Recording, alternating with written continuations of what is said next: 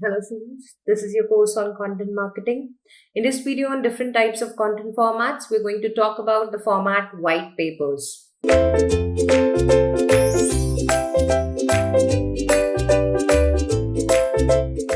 So let's begin by understanding what a white paper is. A white paper is an in-depth and authoritative report on a specific topic, often providing data-backed and unbiased information to readers. What you can see to the side is a typical format in which a white paper is designed. It has a focus topic, for example, in this case, windshield repair option.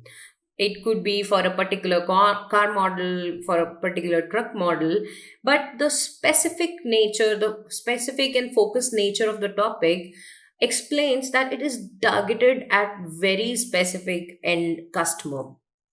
The information that is included in such a content format is often as a result of research, sometimes primary, sometimes secondary, mostly secondary, and it is data backed. Therefore, any and every opinion that is put in the paper is backed by some kind of data that is already existing in the public domain, and it is unbiased, wherein you are trying to give that kind of information to the reader that they will feel has nothing to do with the brand, has nothing to do with the company that is giving them this information. So this unbiased nature of this particular format is actually designed because it is for very highly aware and informed target customers who respond well to indirect marketing. They may be pretty much aware of what are the problems that they are seeking solutions to. They would know going into this particular white paper why they want to read it. Are they facing similar problem, or someone they know is facing that problem? Then they would know how the problem is defined and what kind of solution can exist for this problem. They would also be seeking a good comparison or a comparative analysis of the options which are already in front of them, because they would have already invested time in searching for these options. So white paper is doing for them what their research could not, that is bringing all that information which is available in the market to a single platform and then analyzing it. So what happens here in this content format is an educated, informed and very opinionated reader or target customer in from the content marketing perspective sees the company that is providing the white paper as a value provider without looking for profit.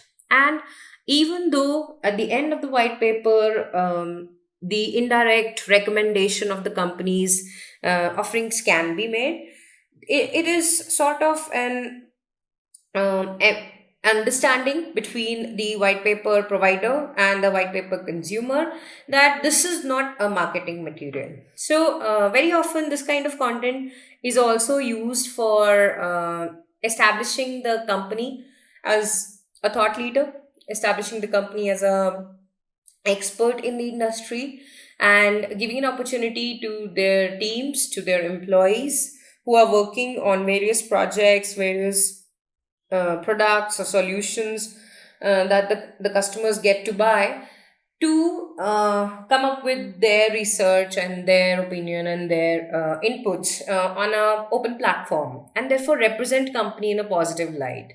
So white papers are often used as a way of developing employee morale, as well as keeping the existing customers engaged. Now, this is how a typical white paper can look like. It usually begins with a purpose statement, that is, why this white paper is being created. Then the scope is discussed, that defines that in this particular study that is captured in the white paper, what are the limitations, what is the extent of study, maybe how many users or how many participants were involved in the research, or how many companies were compared, how many products were compared to find the solution. And then, of course, the ultimate problem establishment and solution is discussed in the rest of the white paper.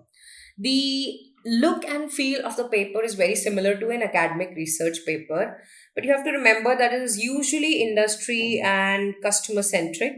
So it has its introduction very much designed like a research paper, which could be a summary or an overview of what the paper is about.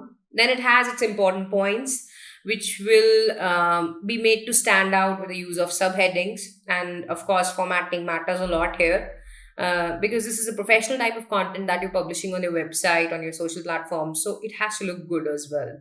And then a lot of graphs, visual elements like diagrams, video slides, and of course, graphs are included in the white paper to make the important information stand out and give the critical points, critical information to the customer in a single glance itself. The length is, of course, something that can vary depending upon the scope or the depth of the topic. However, white papers are generally less than 10-page long and are designed so that a user can go through with them in a single read. And the single read could last somewhere between 10-20 minutes, and the user can understand what the crux of the matter is and what is the solution being proposed by the paper.